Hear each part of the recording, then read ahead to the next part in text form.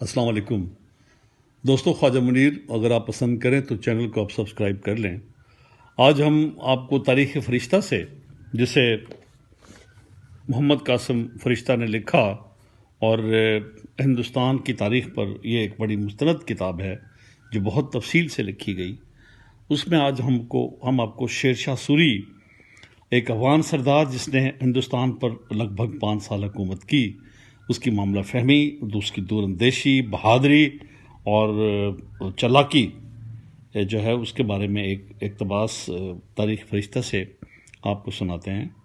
جیسے اس نے قلعہ روہتاس پر قبضہ کیا اور جس طریقے سے کیا، یہ ہمارے دوستوں کے لیے بڑا ایک دلچسپ ہوگا۔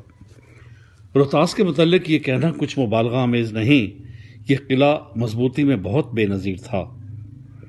اکثر تاریخ دانوں نے ہندوستان کے مشہور قلعوں کے بارے میں جو لکھا ہے، لیکن روہتاس کا دوسروں سے مقابلہ نہیں کیا جا سکتا۔ یہ قلعہ ایک اونچے پہاڑ پر واقع ہے اور طول و عرض میں 5 کوس سے زیادہ ہے۔ پہاڑ کے دامن سے لے کر قلعہ کے دروازے تک ایک کوس سے زائد راستہ ہے۔ قلعہ کے اکثر مکانوں میں میٹھے پانی کے چشمے موجود ہیں۔ قلعے میں جہاں کہیں بھی کنواں کھودا جاتا ہے، زیادہ سے زیادہ 2 گز کے فاصلے پر میٹھا پانی نکل آتا ہے۔ جس نے بھی اس قلعے کو دیکھا، اس نے خدا کی قدرت اور کاریگری کی تعریف کی۔ شیر خان نے محسوس کیا کہ لڑائی کر کے قلعہ فتح کرنا مشکل ہے، چنانچہ اس جانباز امیر نے قلعہ کے راجہ کو مکر و فریب دے کر قلعہ حاصل کرنے کی تدبیر سوچی۔ اس نے ایک قاصد کو راجہ ہرکشن کے پاس بھیجا اور یہ پیغام بھیجا کہ میرے پاس بہت بڑا لشکر جمع ہو گیا ہے اور ملک بہار بہت چھوٹا ہے، اور میرا ارادہ یہ ہے کہ بنگال بھی فتح کروں، لیکن چاروں طرف مغلوں کا دورہ ہے، اس لیے مجھے سکون و اطمینان نہیں۔ مجھے تمہاری دوستی پر پورا بھروسہ ہے اور میری تمنا یہ ہے کہ تم میرے اور میرے سپاہیوں کے اہل عیال کو اپنے قلعے میں جگہ دو، پھر میں آرام و اطمینان کے ساتھ اپنے مقصد کو پورا کرتا رہوں گا۔ راجہ نے شیر خان کی اس درخواست کو منظور کر لیا اور شیر خان نے دوبارہ نفیس تحفے و تحائف اپنے باتونی ایلچیوں کے ذریعے راجہ کو بھیجے اور کہلا بھیجا کہ میں اپنی اور سپاہیوں کی عورتیں اور کچھ خزانہ قلعے میں بھیجوں گا۔ اگر میری قسمت میں بنگال کی فتح ہوئی تو میں واپس آ کر اس احسان کا بدلہ دے سکوں گا، اور اگر خدا نہ کرے کوئی حادثہ ہو گیا تو اس حالت میں میرے اہل و عیال و مال و دولت کا تمہارے پاس رہنا نسبتاً اچھا ہے۔ میں نہیں چاہتا کہ میرے پرانے دشمن مغل میرے ملک پر قابض اور متصرف ہوں۔ ہرکشن تو طمع و لالچ میں شیر خان کی بات مان ہی چکا تھا۔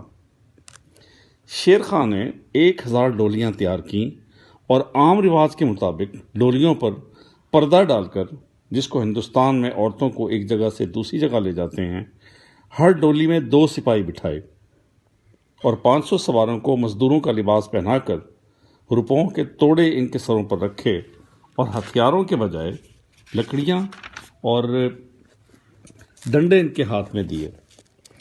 اس صورت میں لوگوں کو قلعہ روہتاس کی طرف روانہ کیا۔ پہلی چند ڈولیوں میں بوڑھی عورتوں کا ایک گروہ بٹھایا ہوا تھا اور ان کے ہمراہ کچھ خواجہ سرا تھے۔ چنانچہ راجہ اور اس کے اہلکار ان کو دیکھ کر مطمئن ہو گئے، مزید کسی کی تفتیش نہ کی، مال و اسباب کو اپنا سمجھ کر جلدی قلعہ کے اوپر بھیجنے لگے۔ ڈولیاں اس حویلی میں پہنچا دی گئیں جو راجہ نے ان کے لیے مقرر کی تھیں۔ چنانچہ تجربہ کار سپاہی، جنہیں راجہ عورتیں سمجھ بیٹھا تھا، ایک دم تلواریں لیے ڈولیوں سے نکل پڑے۔ مزدوروں نے بھی لوہے کی اشرفیاں، جنہیں سونے کے سکوں کی طرح اٹھایا ہوا تھا، سر سے پھینک کر اپنی لاٹھیاں سنبھال لیں۔ پھر یہ لوگ قلعہ کے دروازے کی طرف جھپٹے۔ غافل راجہ اور اس کے سپاہی ان کی زد میں تھے۔ اسی اثنا میں شیر خان، جو لشکر کو تیار کیے بیٹھا تھا اور آواز کا منتظر تھا، قلعہ کے دروازے تک پہنچ گیا۔ اسے قلعہ کا دروازہ کھلا ہوا ملا، چنانچہ وہ بہت سے سپاہیوں کے ساتھ قلعہ میں گھس آیا۔ راجہ ہرکشن اور اس کے سپاہیوں نے کچھ دیر مزاحمت کی، مگر یہ دیکھ کر کہ تیر کمان سے نکل چکا ہے، قلعہ کے عقبی دروازے سے بڑی مشکل سے جان بچا کر بھاگے۔ اس طرح روہتاس کا بے نظیر اور مشہور و معروف قلعہ مہا خزینوں اور دفینوں کے اس قدر آسانی سے شیر خان کے قبضے میں آ گیا۔